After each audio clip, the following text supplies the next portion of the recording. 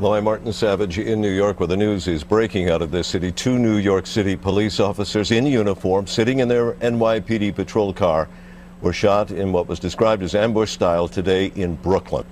We're told that both officers were shot in the head and both have died from their wounds. We're also told that the suspected gunman has been found dead.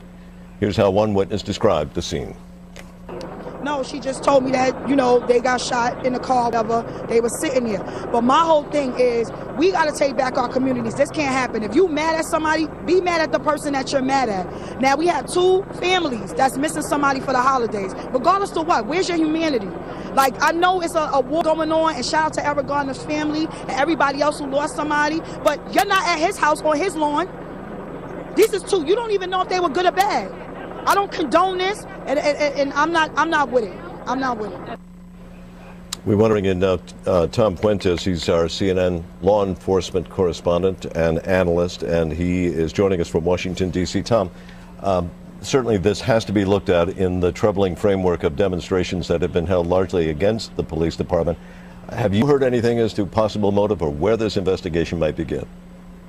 No, Martin, I don't. They don't have the specifics yet that they want to put out. But just in general, if it turns out to be related to what's been going on in the news the past few months, this is something friends of mine in law enforcement, especially uniformed police officers, have been almost bracing for, because there has been so many people expressing so much anger at the police that even if the peaceful protesters didn't express or didn't carry out any kind of a physical act, they were worried that someone or some ones would be inspired to do it, and figure that that police officers are fair game right now to kill, that they're the enemy. They've taken over our neighborhoods, and they're hurting our people and killing our people and doing it for no good reason, and that there's no justice in their view, since police officers are not going to prison for having engaged in a police-involved shooting and shot an African American.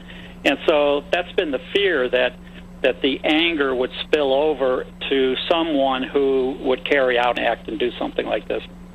Harry Houck is also joining us on the telephone. He's a former NYPD police officer. And Harry, I guess I will ask you that prior to this incident, had those feelings that Tom Fuentes just described, this incident in the New York PD, that this was bound to happen, was that a feeling?